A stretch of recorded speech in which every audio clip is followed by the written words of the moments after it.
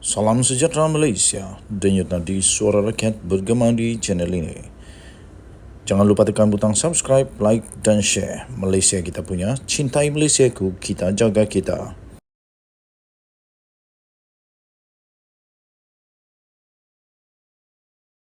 Salam sejahtera Malaysia, denyut nadi suara rakyat bergema di channel ini. Tak payah nak tunggu lama untuk Perdana Menteri jawab semua dakwaan yang salah daripada Muhyiddin Yassin. Kali ini Muhyiddin kantoi habislah kali ini. Kalau ada lagi nak percaya kepada Muhyiddin, memang yang betul-betul percaya, setia sungguh-sungguh kepada dia lah. Kerana dengan pendedahan bukti ini, saya pun tak tahu lagi lah. Kalau ada lagi orang percaya siapa yang salah, siapa benar, kita dah tahu. Ternyata kalau betul Perdana Menteri ini akan tunjukkan bukti ini, Muhyiddin rasanya susahlah kali ini. Felda punya peneroka pasti akan tahu siapa benar, siapa salah, siapa yang bohong, siapa yang munafik, siapa yang, sebab Muhyiddin pernah kata munafik. Nah, kita tengok siapa munafik. Ini dia, tuan-tuan dan puan-puan, kasih share kepada ramai-ramai biar semua tahu siapa betul, siapa salah. Jangan lupa, saya beritahu kamu, ini tolong share supaya semua orang tahu bahawa Perdana Menteri adalah ada bukti yang bakal membuat Muhyiddin menangis. Akhirnya Perdana Menteri menunjukkan bukti tanda tangan beliau, bahawa tanda tangan Anwar Ibrahim lah, bukan Muhyiddin punya tanda tangan. Bukti tanda tangan hapus hutang peneroka pada hari ini. Perdana Menteri Datuk Seri Anwar Ibrahim akan mengemukakan bukti bahawa beliaulah dan bukan Muhyiddin yang telah menandatangani dokumen bagi penghapusan hutang Felda, hutang peneroka Felda esok. Anwar berkata, Perdana Menteri kita, Perdana Menteri Malaysia Madani ini, yang selalu dicakap macam-macam, akhirnya satu persatu dia buktikan. Satu persatu tentang judi. Mana Muhyiddin dulu kata nak saman, tak ada pun. Apabila Anwar Ibrahim Perdana Menteri keluarkan bukti, ada orang yang bukan Anwar Ibrahim yang keluarkan bukti, tapi ada seorang datang kepada SPRM membawa bukti, semua jadi senyap. Kali ini sekali lagi Anwar Ibrahim beri bukti. Dia kata saya boleh bawa, tak perlu tunggu 24 jam, dalam 12 jam saya boleh. Memang saya tanda tangan, kata Anwar Ibrahim pada 27 Jun yang lepas, kata Perdana Menteri kita ini. Mana nak letak muka Muhyiddin yang kata dia tanda tangan? Kenapa dia, bekas Perdana Menteri iaitu Tan Sri Mahyadin Mat Yassin tak buat kerja? Tak tahu, kata Anwar Ibrahim. Apa yang Mahyadin Mat Yassin buat waktu Perdana Menteri? Katanya, kamu Muhyiddin cabar begitu. Baik, saya tunjuk bukti. Saya tanda tangan pelupusan hutang 990 juta, katanya. Dia kena minta maaf, kata Datuk Seri Anwar Ibrahim Perdana Menteri kepada media selepas beliau menghadiri majlis sambutan Ma'al Hijrah 1445 Hijriah Perpaduan Tanjung Karang di Kampung Raja Musa di Tanjung Karang malam tadi. Okey, sekarang kita nak tengok Mahyadin Mat Yassin ada keberaniankah, dah telokkah nak minta maaf kepada Perdana Menteri? Dia dah terlajak perahu, kata macam-macam. Sekarang Anwar bakal bawa dokumen yang dia yang tanda tangan, bukan Anwar yang bukan Muhyiddin yang tanda tangan, tapi Anwar yang tanda tangan. Dia bawa bukti bahawa dia yang tanda tangan untuk pelupusan hutang sebanyak 990 juta. Muhyiddin nak lari mana lagi? Saya fikir Muhyiddin tak boleh lari mana lagi dah. Anwar berkata demikian bagi menjawab tuntutan Muhyiddin Mat Yassin kepada beliau. agar membuat permohonan maaf tanpa syarat dan terbuka secara bertulis susulan kenyataannya yang mendakwa hutang peneroka Felda yang berjumlah 8.3 bilion tidak pernah dilupuskan di bawah pentadbiran Mahyadin Mat Yassin. Tuntutan itu dikemukakan dalam surat yang bertarikh 18 Julai menerusi firma guaman Rosli Dahlan Saravana Partnership. Nah, sekarang buku bertemu ruas. Hari itu Mahathir minta Anwar untuk buktikan. Anwar bawa bukti ke mahkamah. Kali ini Mahyadin Mat Yassin pula cabar Anwar untuk buktikan. Dan esok Anwar, Perdana Menteri kita yang kita kasihi, akan membawa bukti bahawa dia yang tanda tangan untuk pelupusan hutang itu sebanyak 990 juta itu. Selain itu, dalam tempoh 24 jam daripada penerimaan surat berkenaan, Anwar juga perlu mengemukakan surat atau dokumen yang ditandatangani mengatakan bahawa beliau sebagai Menteri Kewangan pada akhir Jun lepas meluluskan pelupusan hutang peneroka Felda bernilai 8.3 bilion. Nah, sekarang ada buktinya. Justru sebelum melakukan lawatan rasmi ke Vietnam esok, Anwar berkata, beliau akan menghubungi Ketua Setiausaha Perbendaharaan KSP iaitu Datuk Johan Muhammad Mahmud Merikan untuk menyerahkan bukti berkenaan. Sekarang bergantung kepada Datuk Johan Mahmud Merikan untuk menyerahkan bukti itu. Perdana Menteri berkata, insyaAllah sebelum saya ke Vietnam esok, saya akan telefon KSP dan akan bagi bukti itu. Saya nak dia, iaitu Muhyiddin, minta maaf secara terbuka, katanya. Lebih baik minta maaf daripada kena saman teruk lagi. Anwar yang juga Menteri Kewangan sebelum ini mendakwa belanjawan 2021 dan 2022 di bawah Perikatan Nasional tidak mempunyai peruntukan untuk menyelesaikan dan melupuskan hutang Felda. Katanya hanya dalam belanjawan Madani 2023 beliau menyerahkan sebanyak 990 juta ringgit Malaysia peruntukan awal bagi melupuskan hutang peneroka Felda yang berjumlah 8.3 bilion ringgit Malaysia itu. Inilah yang paling saya suka. Inilah yang paling rakyat negara Malaysia suka. Bukan hanya cakap sembarangan, sembrono, suka hatinya dakwah itu ini, suka hatinya menuduh itu ini, tapi tak ada bukti. Kali ini Perdana Menteri Datuk Seri Anwar Ibrahim ada bukti. Mungkin Muhyiddin lupa bahawa Anwar ini Menteri Kewangan, bahawa Anwar ini Perdana Menteri, dia Menteri Kewangan, dia ada semua fail-fail itu. Takkanlah dia tak tahu. Dia pun pernah jadi Perdana Menteri. Kecualilah Muhyiddin tak pernah tengok fail-fail kewangan. Kecualilah Muhyiddin tak pernah buat kerja sebagai Perdana Menteri yang bagus. Tapi tak. Saya rasa Muhyiddin tetap sudah buat kerja dengan bagus. Dengan Nadi Suara Rakyat bergema di channel ini. Jangan lupa tekan butang subscribe, like dan share. Bye-bye. Salam sejahtera Malaysia. Denyut Nadi Suara Rakyat bergema di channel ini.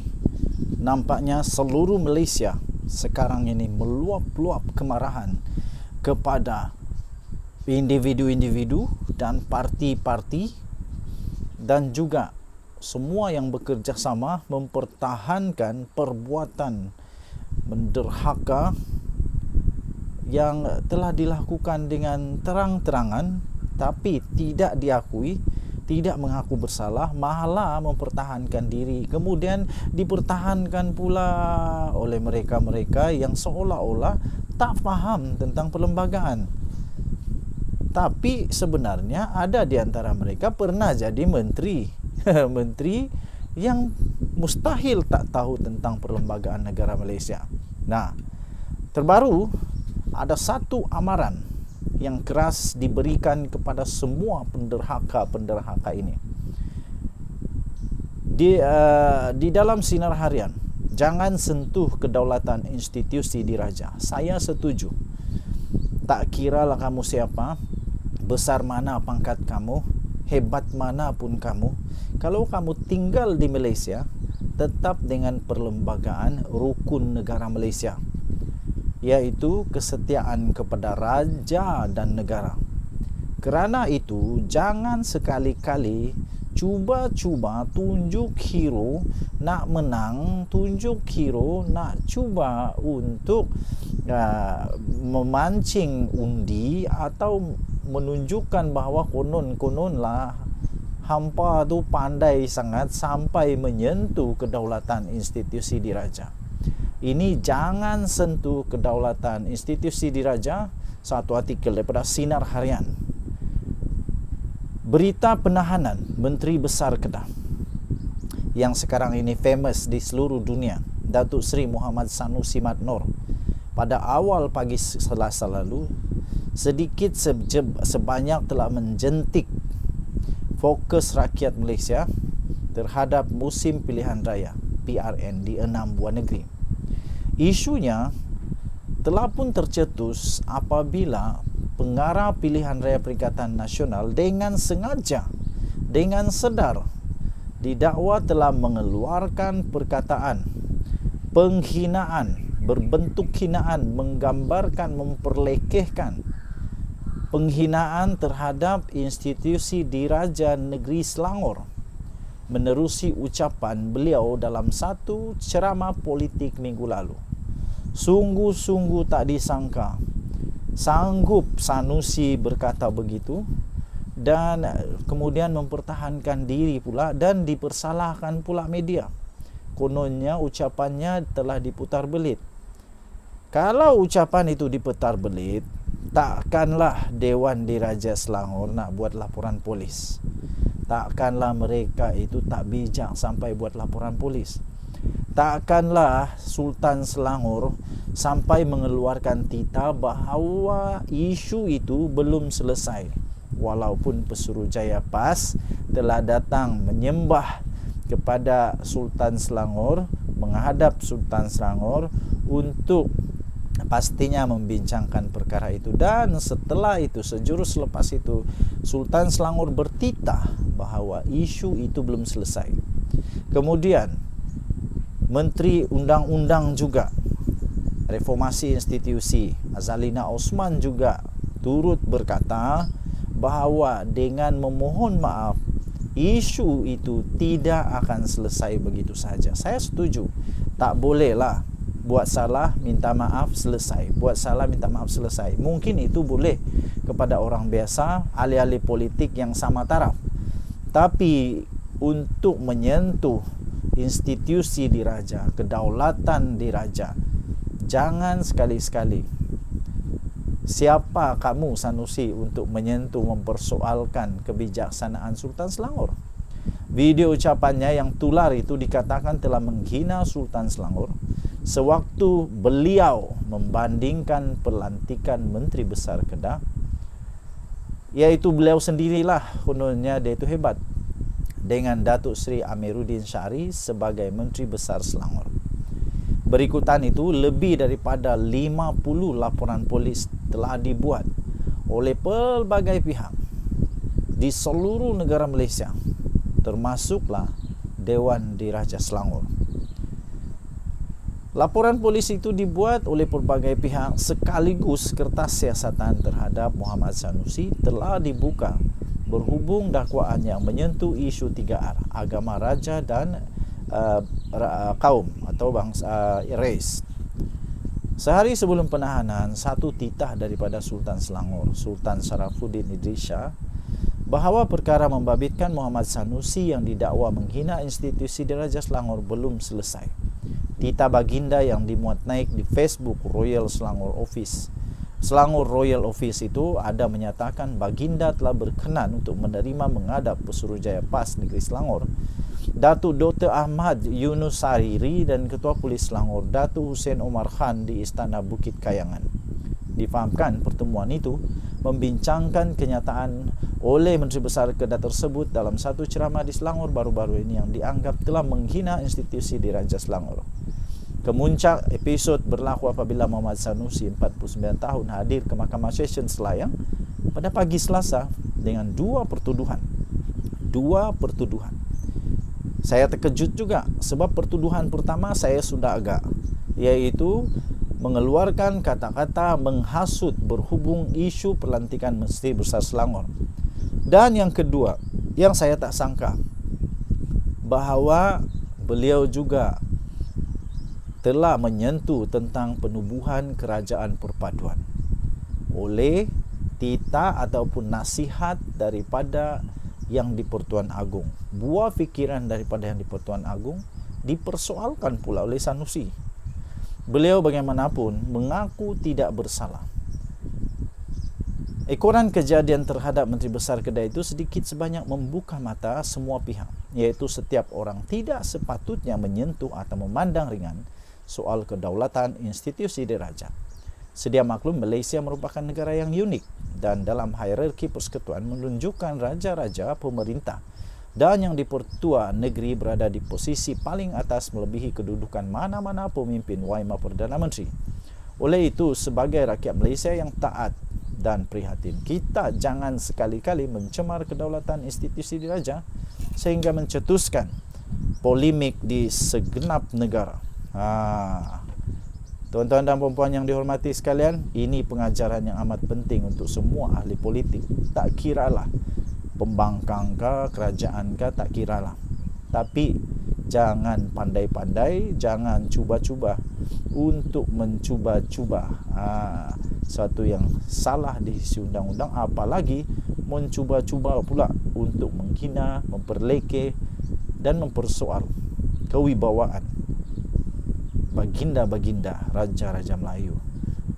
Daulat tuanku, ampun tuanku, beribu-ribu ampun. Sembah batik, mohon diampun. Denyut nadi suara rakyat bergema di channel ini. Jangan lupa tekan butang subscribe, like dan share. Kita jumpa lagi. Bye-bye.